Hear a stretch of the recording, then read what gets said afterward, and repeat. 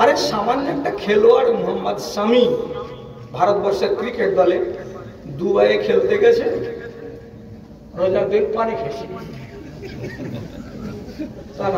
মুর্শিদাবাদের একটা আলেম আর অন্যান্য জায়গায় আলেম আছে, হ্যাঁ তাহলে একটা মুসলমান রোজার দিন এরকম করে লক্ষ লক্ষ মানুষের সামনে এরকম করে বোতল পানি খেয়ে নিল। লাগলো মোহাম্মদ শামির পিছনে তো আর পোস্ট মটাম করে ছেড়ে দিল। আমি বলছি একটু দয়া করে আলেমের বেটা আলেম, কি দয়া? মুসাফিরের উপরে রোজা আছে, হ্যাঁ না বলেন না? নাই, আমার মন আমি রোজা রাখবো না, আল্লাহ ছাড় দিয়েছে আমাকে। তো কলকাতা থেকে দুবাই 2500 কিলোমিটার রাস্তা, এটা সফর না সফর নয়? সফরের হালাতেও খেলতে নেমেছে, এমনি তো তবু ছাড় পাই যে আমি রোজা রাখবো না। আর তার উপরে কোচের উপর থেকে ডাঁট আছে যে তোর গতি হতে হবে 96 কিলোমিটার বেগে, বল মারতে হবে, আর দিয়ে নিউজিল্যান্ডকে উড়াতে হবে, ভারতকে টস জিতে আনতে হবে, সিল আনতে হবে, আর যদি দুর্বলতা দেখতে পাওয়া যায় তো দল থেকে আউট। তুই রোজা রাখবি আর খেলবি, তারপর তো ক্রেডিট নিয়ে চিন্তা। তো একটু শরীয়তের ছাড় আছে যে আমি বিদেশি মুসাফির, আর তার উপরে বল প্রয়োগ করা হয়েছে, সেই ক্ষেত্রে মানুষটাকে তো মাপ দিতে কেউ রাজি নয় ভারতবর্ষের আলেমরা। আলেমদের কাজ না থাকতে গেলে এটাকে হুড়াও ওটাকে হুড়াও, কাজ হবে, দানা মিলবে আর খ্যাতি মিলবে। বলছে मौलाना साहब जनाजा की नमाज में एक सलाम फिर ना या दो सलाम फिर ना चाहिए, बड़ा करम जवाब दीजिए। জানাজার সালামে আসসালামু আলাইকুম ওয়া রাহমাতুল্লাহ একটা হবে না আসসালামু আলাইকুম ওয়া রাহমাতুল্লাহ ডানে বামে দুটো হবে? এত মরছো কেন? মরবার আগে কি পাকা হয় পিঁপড়ার মতো? তাই একটা পৃথিবী বিখ্যাত হাদিসের পণ্ডিত তিনি কে? তিনি হচ্ছেন আলবানী। আলবানী রহমাতুল্লাহ আলাইহি উনি উনার কিতাবের ভেতরে কিতাবুল জানাজার ভেতরে লিখে রেখেছেন একদম সহি কথা, দুটো হাদিসই সহি। একদিকে সালাম ফেরার হাদিসও সহি, আর দুদিকে সালাম ফেরার হাদিসও সহি। আর লেখা আছে কি তাসলিমাতুল জানাজাতে মিসলু তাসলিমাতি সলাতে, জানাজার নামাজের সালাম এই 5 ওয়াক্তের নামাজের সালামের মতো। তাহলে কয়টা হয়? দুটো হয়। আর এক হাদিস আছে যে সাল্লামা তাসলিমাতা, রাসূলুল্লাহ একটা সালাম দিলেন, এর মানে কি এক সালাম করাও যায়, দু সালাম করাও যায়। এখন তোমার চুলকানি কেন লাগলো যে আমি আজ থেকে এক সালাম করবো? তাহলে বড় আলেম বলবে না, ওটা হাদিস কমজোর, চলবে না। তুমি বেশি বিদ্যান না, আল্লামা আলবানী বেশি বড় বিদ্যান। উনি হাদিসের মুহাক্কিক, উনি পণ্ডিত, 20 শতাব্দীর সবচাইতে বড় মুহাদ্দিস।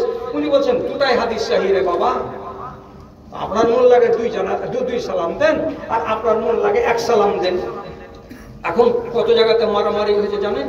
এক জায়গাতে বিদেশে একটা আলেম এসে লোকেরা বলছে কে এটা জি?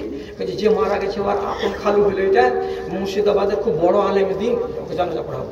জানাজা পড়াচ্ছে, কত বড় আলেম দিন, কিচ্ছু বলা নাই কহা নাই, এরকম করে জানাজা শেষ কাতাম বলছে আসসালামু আলাইকুম ওয়া রাহমাতুল্লাহ। ফেমাস পাবলিক বুকে হাত দেন, এখন খালি আর এক সালাম দিবে না নাকি? আসসালাম দিবে না নাকি? আরে কি আছে এটা? কি আছে পাবলিক?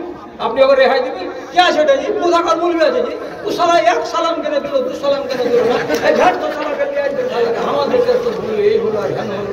আচ্ছা, এখন পাবলিকের মুখে গালি নয় কিন্তু প্রবাদ, এটা ভাষা আমাদের কি কুমকারী সালাম উল্লি আছে বিয়ে তো এই যে সালা সালা শুরু হলো।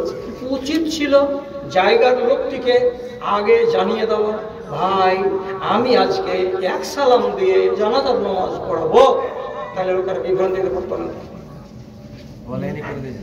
আর বলেনি করে দিল। এখন এইখানে একটাই সালাম আছে, ধরে নেন এই চাঁচকিতে আঞ্জনাতে আমি এসেছি, আমাকে বলে দিতে হবে আগে যে ভাই আমি জানাজার নামাজ পড়াচ্ছি, কিন্তু আমি ভাই দু সালাম দিব। আপনারা জেনে নিলেন। এবার ধন্যবাদ, আসসালামু আলাইকুম ওয়া রাহমাতুল্লাহ, আসসালামু আলাইকুম ওয়া রাহমাতুল্লাহ। ঝগড়া হবে না। এগুলো নিয়ে কত কাটাকাটি আর মারামারি আর পিটাপিটি হলো। যাই হোক, দুটোই সালাম যায়, যেটা আমল করবেন সেটা জানিয়ে করবেন, লোক যেন জানতে পারে। তো ইমাম সাহেব জর্দা পান খেলে তার পিছনে নামাজ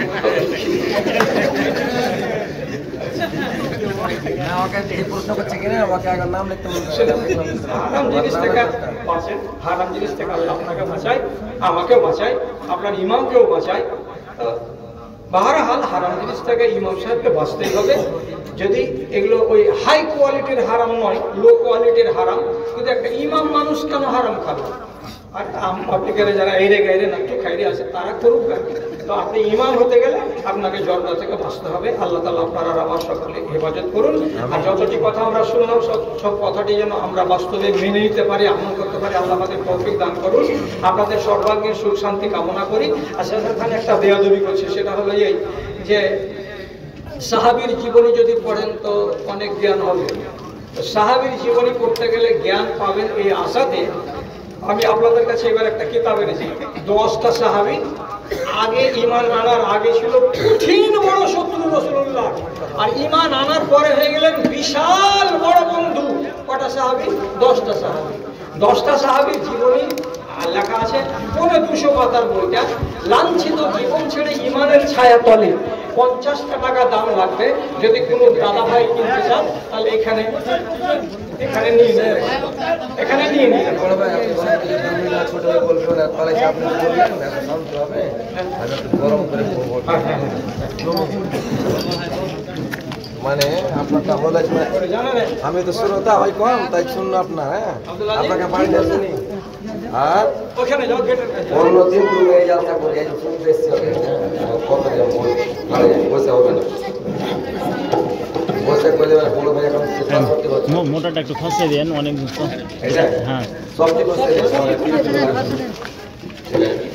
আমি তো যাত্রা করবো তুমি এনে যে ডিসিপ্লিনে খেলা। ধৈর্য ধরেন, কি বলতে চাইছেন একটু শুনুন। দুজন